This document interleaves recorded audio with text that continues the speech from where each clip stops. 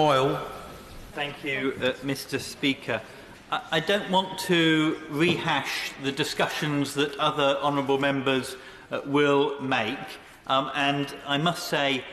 generally the tone of the debate, I totally agree with what I've heard large numbers of colleagues say, that we must have a joined-up and coordinated strategy about how we diplomatically, humanitarianly and in other ways support the people of Syria. And that is why I will say one thing about the diplomatic strategy that the honourable colleague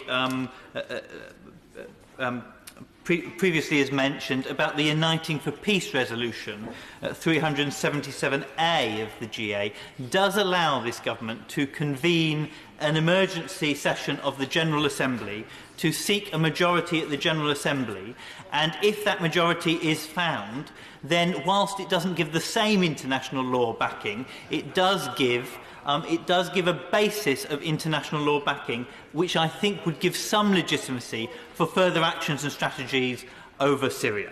What I want to focus actually most of my comments on is my trip to northern Syria a week ago. And there I met a number of the leaders of the northern Syrian region, the Kurdish, but also Arab and Turkmen leaders who hold joint positions in their administration. And I wanted to talk about it because very often we talk about the disaster of Syria, but I actually think in northern Syria, despite all the disaster that's going around them, what the northern Syrian Authority has managed to achieve is rather remarkable and something that we should be basing our strategy for Syria going forwards on. And that is a bottom-up democracy where there are local organisations coordinating at the parish level to make sure that basic humanitarian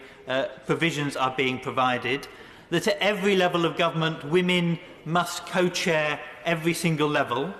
which is remarkable for the region and remarkable for the world, that there is a quota of 40% of seats in all authorities in the northern Syrian region, has to be reserved for minorities that are non-Kurdish, which I think, again, shows the pluralistic attempt that they are trying to build there. And you have a fighting force that really has been the lead in really fighting Daesh, which is a fascist ideology all the way back to their borders. But what I did hear there is their feeling of now being let down by the British government. With the incursion into Afrin from Turkey,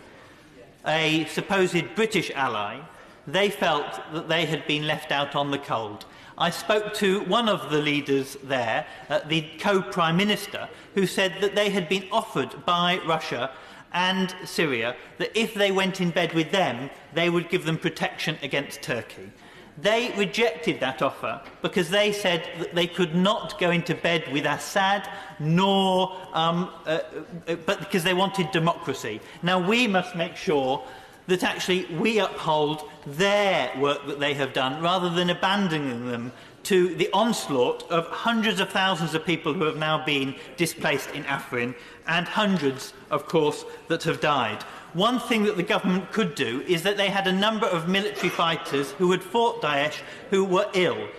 and needed advanced medical treatment. The government is refusing them visas through the new corridor that has opened